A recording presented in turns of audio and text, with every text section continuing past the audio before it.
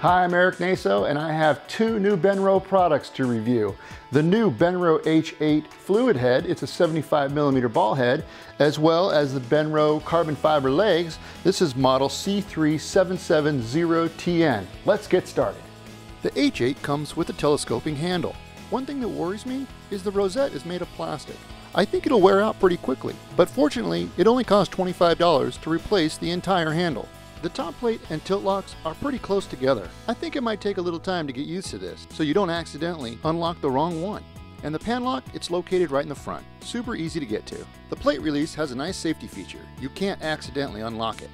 I put the quick release plate on my Zacuto Studio base plate. When you pop it in, it locks down nice and safe. The counterbalance settings and the drag control for tilting is in the center of the head. Easy to get to and very operator friendly. The pan drag control is on the base of the head. Again, very easy to get to. The Benro H8 has a full 90-degree tilt. An important feature on any fluid head is a counterbalance. So I'm going to show you really quickly how you counterbalance or you balance your camera with using the counterbalance on this Benro H8. So I have it set at 0. Everything is set at 0. And when I release the lock, the brake, it should bounce all over the place. See, that's not balanced at all, and 0 is not good. So I'm gonna go to the first stage of counterbalance, and I can feel that that's better. And it's not, it's bouncing a little bit, but it's clearly misbalanced to the back, okay? So I'm gonna take the plate, move it forward, lock it, check it again. That's close, look at it, still a little bit back. So I'm gonna go back. Sorry, go forward a little bit. Oh, I went too far. So you can really work it in. You got to really work it in slowly to get it right. It's very important to get it right. Okay, that looks pretty good. Go back just a hair. A hair. Okay, pretty good. I'll lock it. Now I'm going to take the dampening of the fluid head. I'm going to take it all the way up. Okay, so now I'm going to show you why that was important.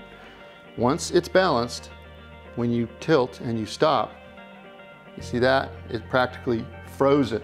That makes the end of that move nice and smooth. Very important, same thing. Just up, stop. See? Nice and smooth. That's when you know your camera is balanced. If it's not balanced, and I'll show you what happens real quick. Let's say it's front heavy, okay? When you go down, see what happens? That's not good. You're never gonna get a smooth tilt if you let go, see? So that's why it's very important to have the counterbalance set correctly for the weight of your camera. Here are the counterbalance settings. 0 is 0 pounds, 1, 5.5, 2, 9.9, 3, 14.3, and 4, 17.6 pounds. Well, I wanted to show you kind of I don't know if it's really an issue, but it's a little quirky with how the counterbalance works when you're not hitting the exact weight for that setting, okay? So this camera right now is a little over 7 pounds, so it's not in that first stage, which is around 5 pounds. So I'm gonna balance the camera real quick, and it's way off, so I'm gonna bring it forward. See how that goes. Okay, it's pretty close. That's pretty good. Okay, so I'm on 1. I'm gonna go to drag number 3, and it works pretty good. So this is a nice balance for this camera, and it's a couple pounds over, but look, see what happens?